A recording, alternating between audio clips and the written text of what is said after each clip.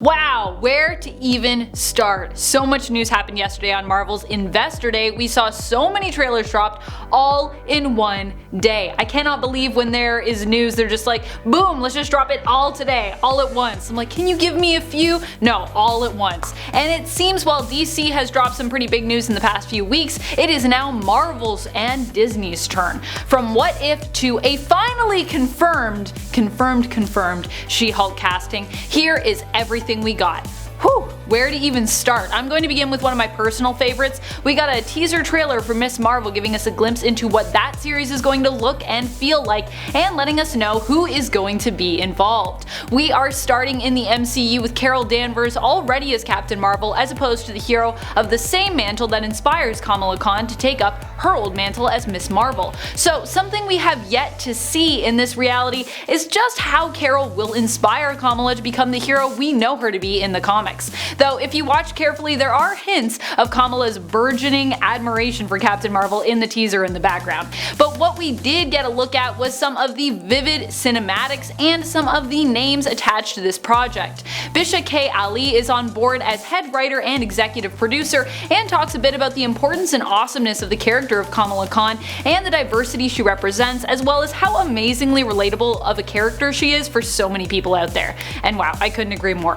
The directorial team on board was also revealed in this teaser, and we got to see a glimpse into the audition tape of Iman Vellani, who is Ms. Marvel, and saw her reaction to the casting decision, which was unanimous to have her cast as Kamala. So cute. All in all, she just seems like the perfect pick for Kamala Khan, and I'm so excited to see what she and Marvel do with this character. Ms. Marvel is expected to land on Disney Plus sometime in 2021. We got a deeper look into WandaVision with also a newly revealed poster, which shows different glimpses into Wanda and Vision and the show via TV sets, giving us a glimpse into what's really going on here, or at least some semblance of the chaos that is going on here. In one screen we see Wanda's elegantly gloved hand in a fist, implying to me that Wanda is definitely under some kind of stress in this series. We also see another screen that fully confirms Kat Dennings' return, and within the screen featuring her we see Agent Jimmy Woo will also be returning, played by Randall Park. Now he was the agent we saw checking in with Ant-Man while he was under house arrest in Ant-Man and the Wasp.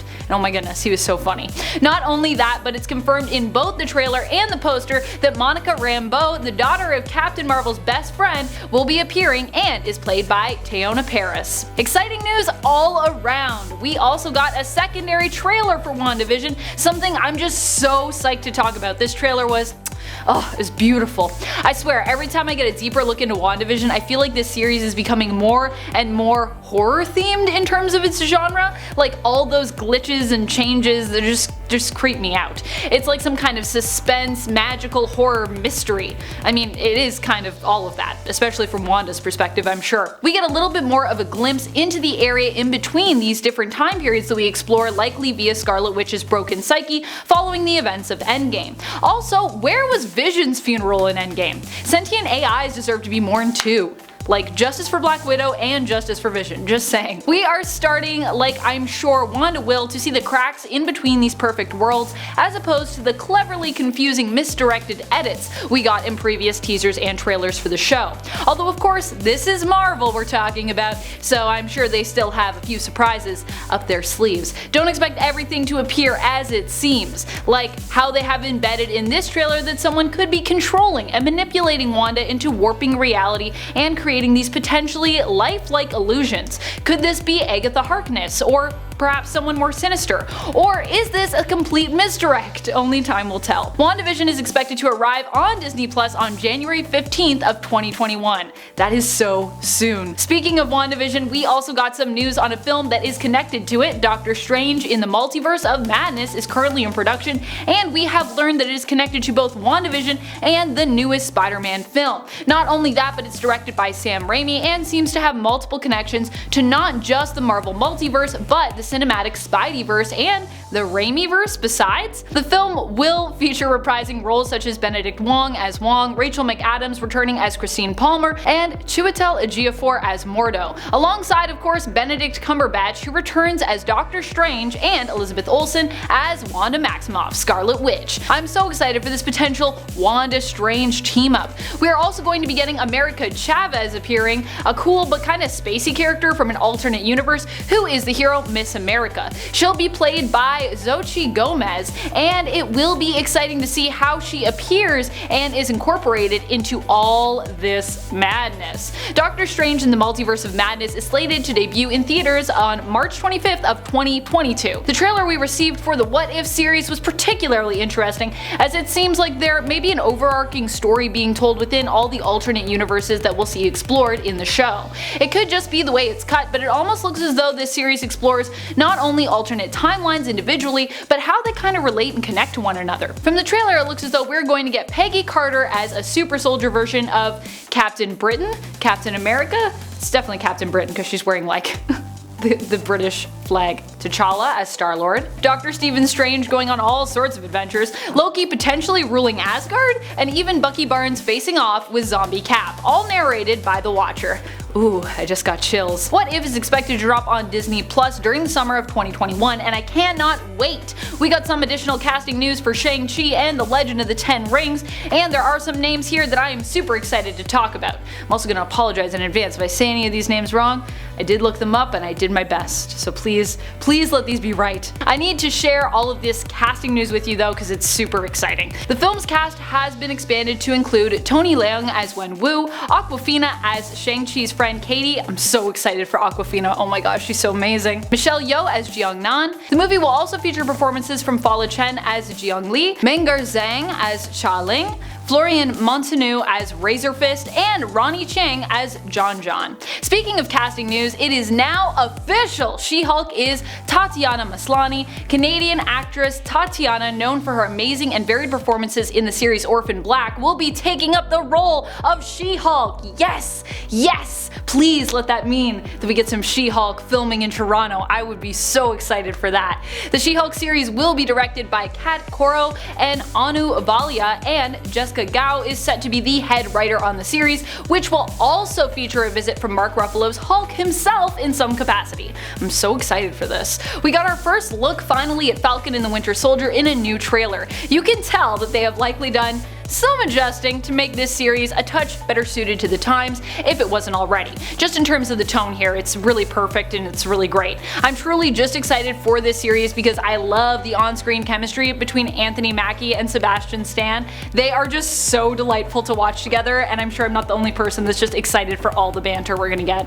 Also, the action in this series looks like it is going to be top-notch and electric. We also know that we are going to be seeing a more comic-accurate approach to Helmut Zemo's look in this miniseries, as it was confirmed that Daniel Bruhl is returning and will be pulling on that iconic purple mask. We also saw a hint that we'll be seeing minor Captain America villain Flag Smasher appearing in the series.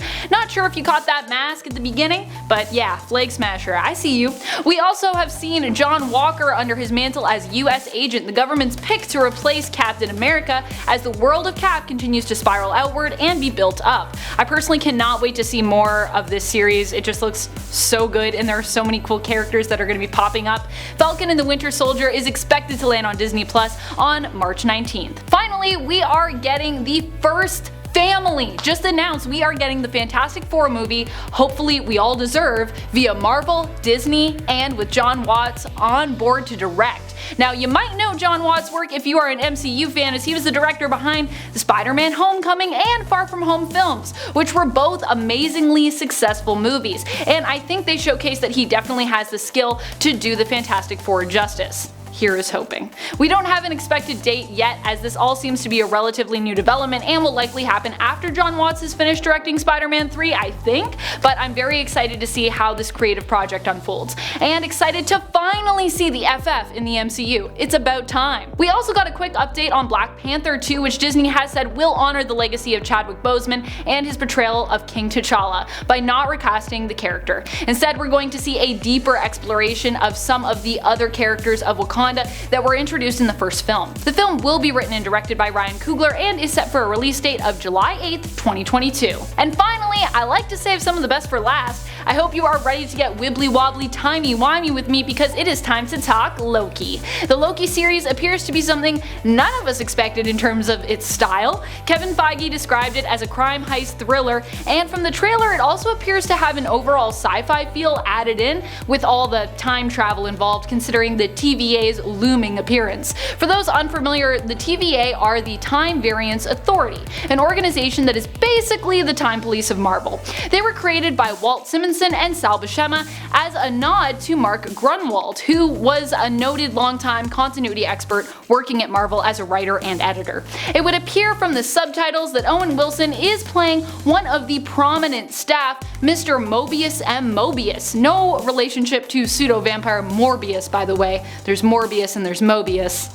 Two different things. Especially confusing if we're talking DC, but I digress. Mr. Mobius is examining the severity of Loki's time-traveling crimes. Now, Mobius is also from the comics and first showed up in the comics to prosecute the Fantastic Four for their time-traveling misdeeds, by the way, so he's got a history of that. We also see a nod to the Timekeepers in the trailer and allusions to all sorts of bizarre adventures, featuring one where it seems to be implied that Loki might in fact be the true identity of D.B. Cooper, and another that seems to refer to the Vote Loki storyline and miniseries from 2016. All in all, this show seems like it's going to be a wild ride for Loki fans and for fans of just time travel in general. Loki arrives on Disney Plus in May of 2021. Wow! That was a lot of news, and we didn't even talk about all of it. There's more. I just didn't have enough time. What a time to be a Marvel fan. What are some of the series and films that you are most excited for? What characters are you most excited to see join the MCU in the coming months? Let us know in the comments below. This has been Top 10 Nerd, and I'm your host Amanda McKnight, reminding you to stay informed and stay nerdy, YouTube.